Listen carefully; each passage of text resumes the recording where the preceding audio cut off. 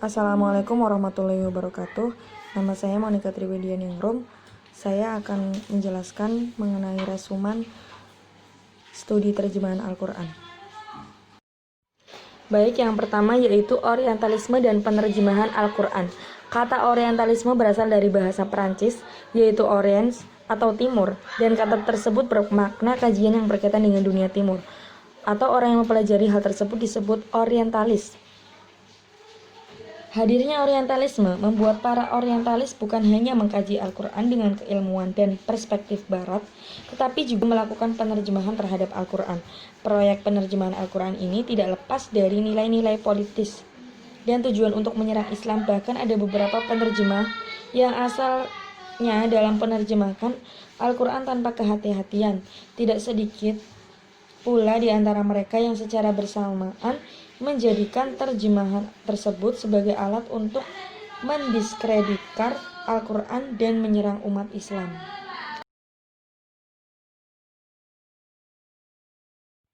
Yang kedua ialah penerjemahan Al-Quran dan proses penerjemahan Al-Quran di Indonesia.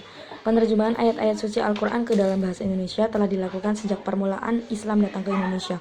Penerjemahan yang dilakukan tampak lebih banyak bersifat harfiah dan kurang kontekstual, sehingga tidak sejalan dengan kondisi real di tengah masyarakat Indonesia. Akibatnya, terjemahan yang diberikan kurang menyentuh realitas kehidupan umat. Informasi yang termuat dalam terjemahan kadangkala tidak sejalan dengan pesan yang terkandung di dalam ayat yang diterjemahkan. Sejarah Islam telah mencatat bahwa agama Islam pada akhirnya dapat menyebar ke berbagai penjuru dunia. Tetapi ketika Islam menyebar ke berbagai wilayah di mana di wilayah tersebut memiliki bahasa masing-masing, bahkan bukan hanya bahasa resmi negara, tapi juga memiliki bahasa daerah yang begitu banyak, sedangkan bahasa Arab bukan bahasa ibu bagi mereka. Oleh sebab itu, kebutuhan akan penerjemahan Al-Quran memang dirasakan teramat penting sebagai bentuk upaya agar umat muslim dimanapun mereka berada dapat memahami dan mengamalkan ajaran Al-Quran, serta untuk menjunjung proses pengetahuan umat Islam di seluruh penjuru dunia. Yang ketiga, karakteristik naskah terjemah Al-Quran pegon koleksi perpustakaan Masjid Agung Surakarta. Sebagai warisan budaya, naskah-naskah di Indonesia kandungan isinya sangat beragam. Koleksi perpustakaan Masjid Agung Surakarta dengan semua karakteristiknya di atas mempunyai peran penting dalam sejarah penerjemahan Al-Quran di Jawa, khususnya di Surakarta. Pertama, naskah ini menjadi salah satu bukti historis tentang hubungannya yang intens antara Islam dan keraton di Surakarta. Kemudian yang kedua, meskipun naskah ini ditulis di kompleks keraton, namun tampak jelas tidak didedikasikan sebagai bentuk persembahan kepada raja, melainkan sebagai bahan ajar untuk para santri di pesantren Mambaul Ulum. Ketiga, naskah ini dari segi model, khas, dan teknik penerjemahan yang digunakan, menunjukkan adanya proses adaptasi dan adopsi. Naskah ini tergolong dalam bentuk terjemahan yang bersifat maknawiyah.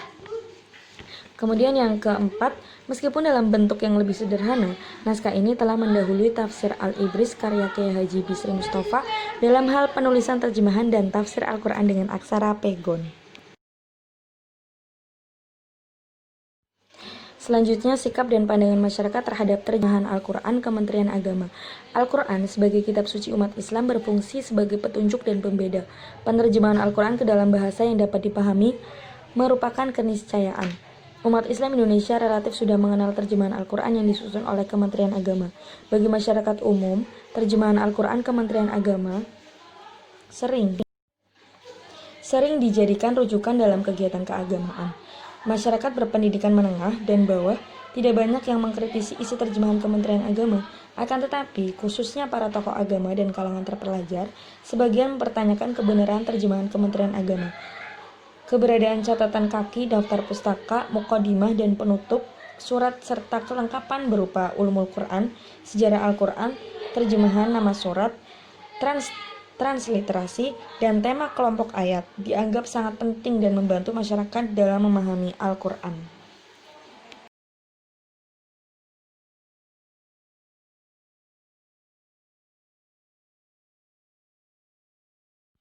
Yang selanjutnya yaitu terjemahan puitis di Al-Quran di Jawa Barat. Terjemahan Al-Quran berbentuk puisi, geguritan, dan pepujian Sunda.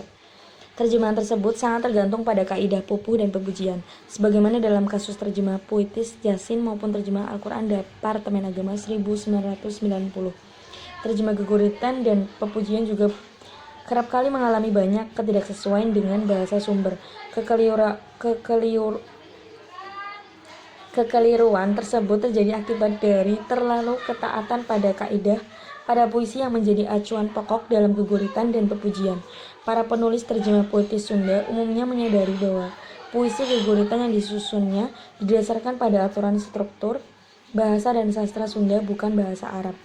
Sebagaimana juga terkait dengan kecenderungan latar belakang penulisnya yang tidak memahami bahasa Arab, sehingga tidak langsung merujuk pada bahasa sumber, melainkan pada terjemah atau tafsir Al-Quran berbahasa Indonesia. Karenanya, berbagai kompromi yang dibuat terhadap kaidah pupu dan pepujian menghasilkan banyak konsekuensi yang mengarah pada ketidaksesuaian makna dengan bahasa sumber. Yang terakhir yaitu telaah karakteristik tafsir Arab Pegon Al-Ibris. Tafsir Al-Ibris karya Kiai Haji Bisri Mustafa disusun dengan metode tahlili, yakni suatu metode yang menjelaskan Al-Quran secara kata per kata sesuai tertib susunan ayat Al-Quran. Makna kata per kata disusun dengan sistem makna gundul, sedang penjelasannya atau tafsirannya diletakkan di bagian luarnya. Makna gundul ini dibarengi dengan analisis bahasa yang berguna untuk mengungkap struktur bahasa. Dari sisi karakteristik tafsir, Al-Ibris sangat sederhana dalam menjelaskan kandungan ayat Al-Quran. Pendekatan atau corak tafsirnya tidak memiliki kecenderungan dominan pada satu corak tertentu. Tafsir ini merupakan kombinasi berbagai corak tafsir tergantung isi tekstualnya. Dari segi aliran dan bentuk tafsir, tafsir Al-Ibris termasuk beraliran tradisional dan masyhur dalam artian yang sederhana. Terima kasih. Wassalamualaikum warahmatullahi wabarakatuh.